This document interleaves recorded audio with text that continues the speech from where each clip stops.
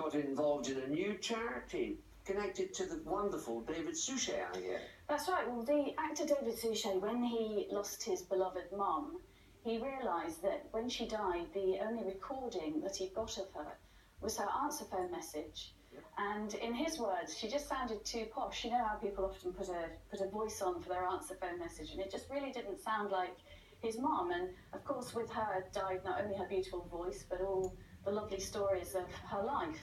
And so he's put his name behind a really interesting new charity called the Hospice Biographers.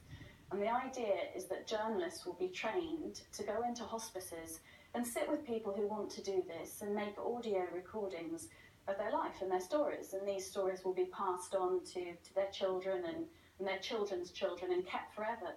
And it's quite a fascinating story because it's been started by a journalist, a very interesting lady called Barbara Altunian. And 30 odd years ago, when she found out her father was dying, she was a young radio reporter. And he was a fascinating man. He experimented on himself and he discovered, after lots of experiments, the compound that's still used in the nebulizers that asthma sufferers use.